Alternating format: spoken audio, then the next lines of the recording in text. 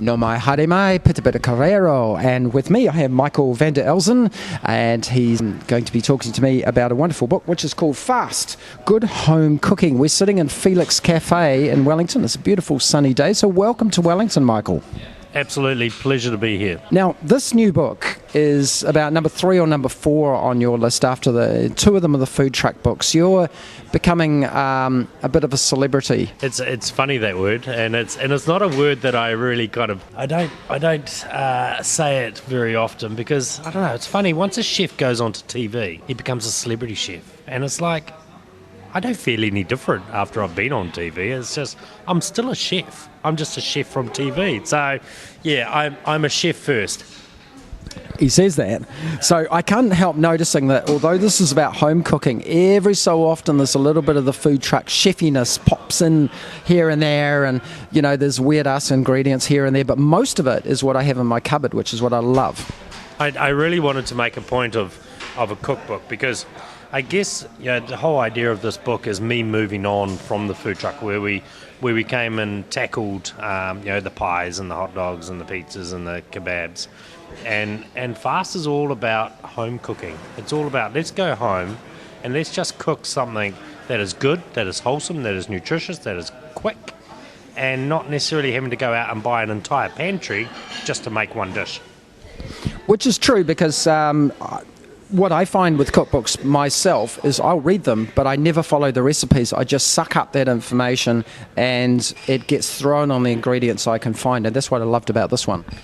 And that's actually a great way to cook because that's what I've been teaching to a lot of kids lately going around schools, is you teach them the technique of making a dish.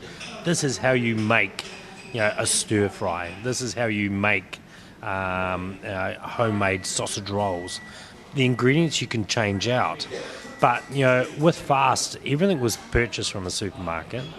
And while I made this book, I made this book in a studio at home out the back of my house, and in that studio was my photographer Babish, who I always take along in all these journeys, and it was a journey. It was an amazing journey. And my 2 daughters, Hazel and Ivy, and my assistant Marie, who's not a chef. And so what happened is I had my assistant Marie going, maybe you don't need to add that ingredient. Maybe you don't need to add that truffle. Can we do something else that's a little bit more accessible?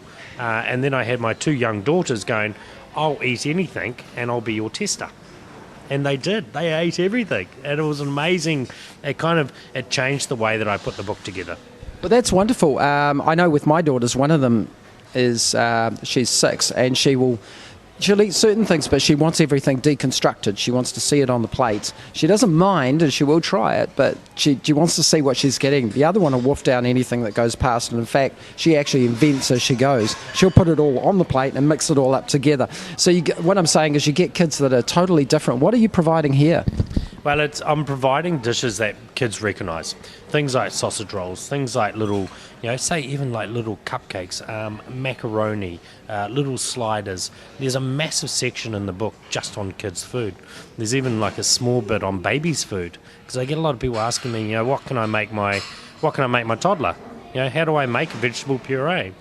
And it's amazing to be able to share that with people. And so for kids, say for instance you take a courgette, you give that to a kid, you chop it up, you might saute it, you give it to a kid and they'll be like, geez, I ain't going to go near that courgette.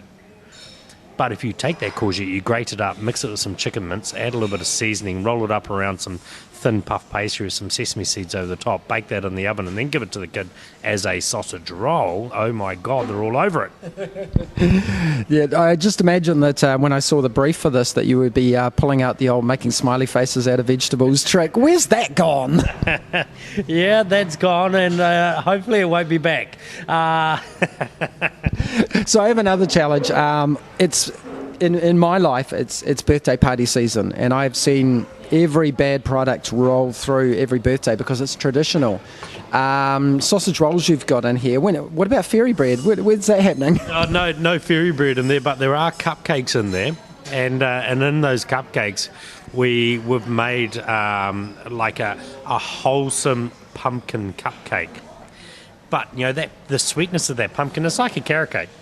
Who would have thought 10 years ago you'd take You take a carrot and you put it through a cake, and it's the most delicious cake. I love carrot cake. It's my favourite cake of all cakes. And so I've created a wholesome pumpkin cupcake. And so when you go to a kid's party, you can make these wholesome pumpkin cupcakes. There's some little sliders in there where I've got some, a bit of pork running through it and a great slaw, which is reasonably healthy. But I think the biggest thing that gets me at kids' parties are the drinks. Those sodas, those fizzy soft drinks that are just terrible, and there's zero goodness in there. And so what I do is I tend to make up my own syrups. By making your own syrups, you're controlling the sugar that's going in there, or you're even changing the sugar that goes in there. Instead of refined white sugar, you're putting honey through it. You're putting agave nectar through it, which is readily available now. Agave nectar is 4 times sweeter than honey. It means you're adding 4 times less sugar. And it's just starting to make things yourself. And by making it yourself, you're controlling what's going in it.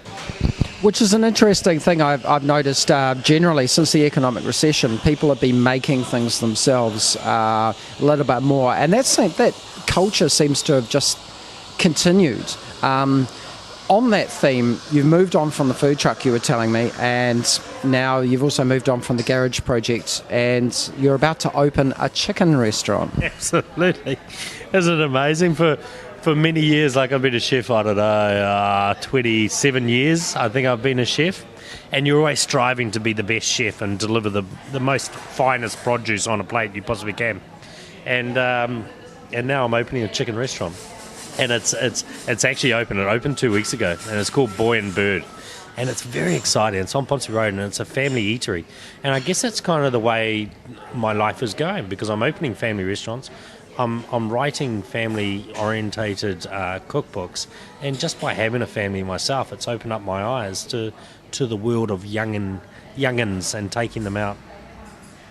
Seems to be something that's certainly grown. We're taking our kids to restaurants now. There's no tablecloths. There's none of that stuff anymore. Everything's. It's not necessarily casualising, but it's becoming more accessible and more practical, I guess. So, from a restaurateur's point of view, you're thinking in that space. Well, the whole restaurant scene has changed tremendously. Like I can remember going back in my childhood when I was 11, 12, 13. We'd go to Pizza Hut, and that was a treat. Like, you get dressed up to go to Pizza Hut. When now people are going out 3 times a week. And they're not wanting to spend a lot of money every time they go out. They don't want the big fuss. They don't want the long waits in between the courses. They just want to go out, have a good meal that's wholesome, that's affordable, and off they go. But, it's a hard world that I'm in, because on one side I've got a restaurant where I want people to go out, and on the other side I've got a cookbook where I want people to stay home and cook. So it's reaching that happy medium. That is a dilemma, I guess, and I suppose you're also comparing it to your original restaurant, Moulton, which was all about the experience dining and the quality and that sort of thing. And now you're sort of bringing the quality with you, but you're bringing it in a different way. I mean, maybe one of your biggest critics is going to be the child that throws the risotto on the floor. It's hard, because you want that. Like, I'll never substitute quality for value, never. But what you've got to do to offer value in a restaurant is look at secondary cuts, not look at the primal cuts, not go for the snappers, not go for the eye fillets and the sirloins and the expensive cuts of meat, which I think is a fantastic thing, because what you do is you start to look at sustainable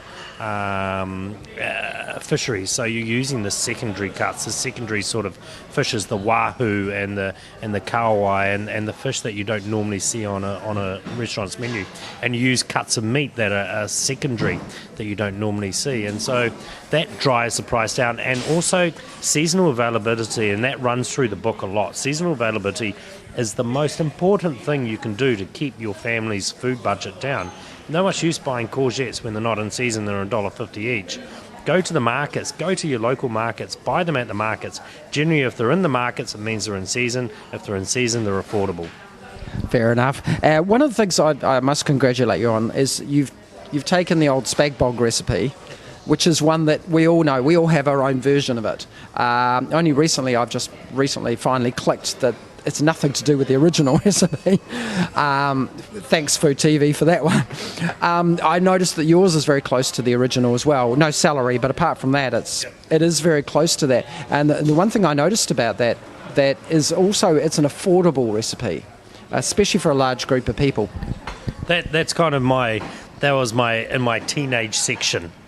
So there was kids go on to uni students wanting to have some friends around for dinner. What do I cook them? Spag bowl with gnocchi opposed to the general spaghetti, because you're adding a skill in there. You're making the gnocchi. The gnocchi is a fantastic filler, but it's also very, very affordable. And it's fun to make. You know, you get your kids making gnocchi. Yes, they're going to make a whole lot of mess. So maybe get your kids making gnocchi at someone else's house is the best thing, because you don't have to clean up afterwards. That's great advice. I suppose with the weather getting better, we can make it outside on the garden table or something like that.